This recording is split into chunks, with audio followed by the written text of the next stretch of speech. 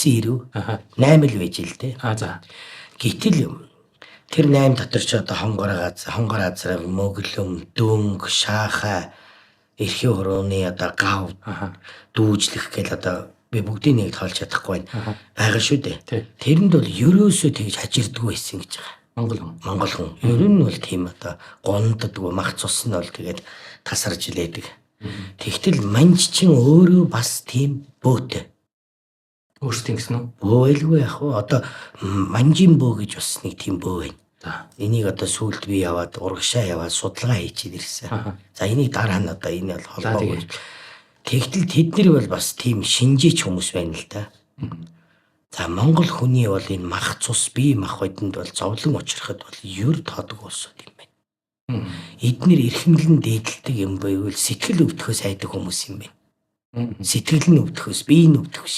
Тэгээ монголчууд ч нөгөө илэг имтэрж ийн өр зүсэгдэж ийн гэдэг үг байна. Та энийг англи хэлээр орчуулад гэж. Одоо мэдэхгүй шүү дээ. Одоо гадаад хэлээр энэ үгийг орчуулах боломжгүй шүү дээ.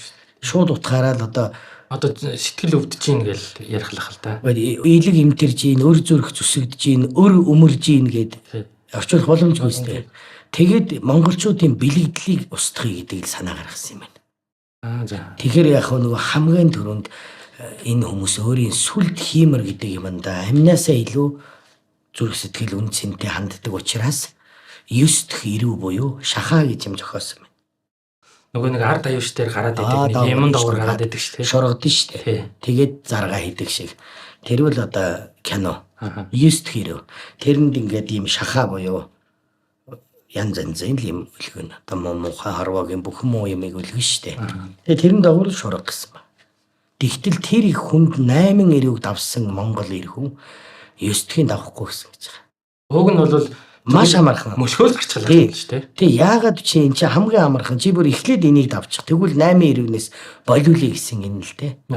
Хамгийн түрүүнд чи энэ дагуур ор. Тэгээ 8 дахь 8 эрүү дагуулгаа байл ихэд би 8-ын давъя 9-ийн чадахгүй юм байна гэсэн гэж байгаа. Тэгэхээр чи нөгөө тэр чин сүлд хиймэр өхөн гэсэн утгыг л харуулж штэ.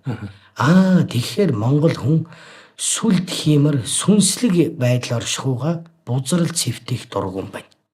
Энэ нь үхэхээр дагаад бие нүгдэх юм байна.